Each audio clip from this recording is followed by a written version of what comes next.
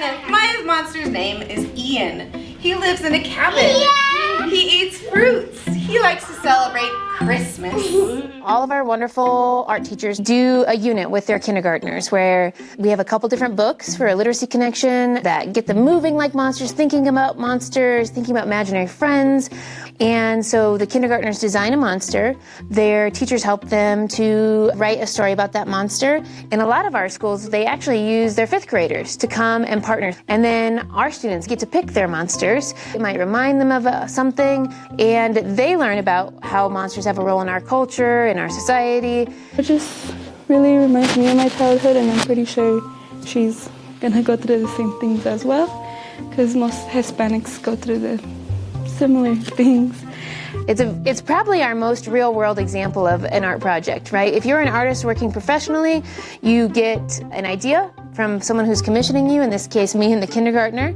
How do you use your creativity to fulfill what they want while still expressing yourself and using your style? I was kind of lost at what to do at first with like the background because there wasn't much like description of it.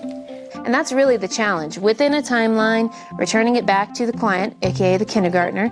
And it just brings a lot of joy when they do that. And I think that helps with that empathy building piece with our high schoolers too. They're putting good into the world, which is, I think, something we don't always get to do enough of.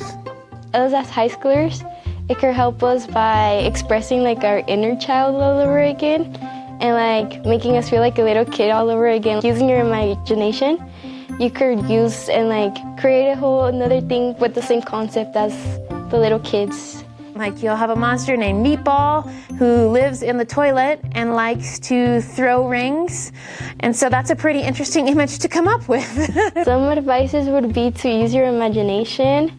Don't be scared to like make it look goofy, because that's what makes it unique and like makes it more relatable to the little kids. I learned that there is beauty in simplicity, and that cartoons in itself, there can definitely be like layers and depth to like a kid's cartoon. It's just cool to see how artists can collaborate with one another, whether it's in school or in professional life. We decided, we kind of just chatted, what if we were to have music as part of this?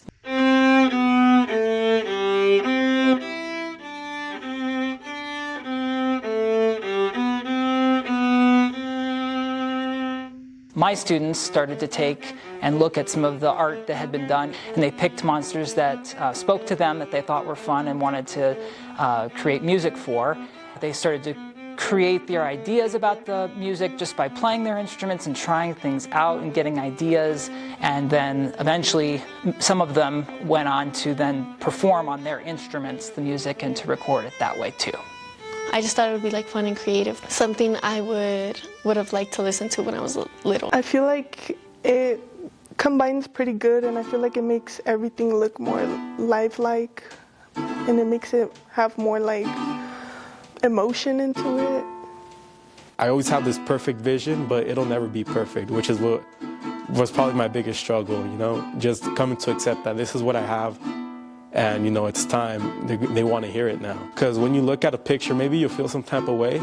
But if you know the story behind the picture and there's a soundtrack playing under it, it's obviously going to make you feel some type of way.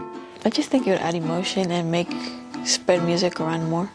If they hear a song that I composed, I hope it makes them feel like connected to the drawing more too. I hope that it sticks with them. I helped bring it more to life, like giving it a sound or something, you know. Biggest problems with this world is a lack of empathy.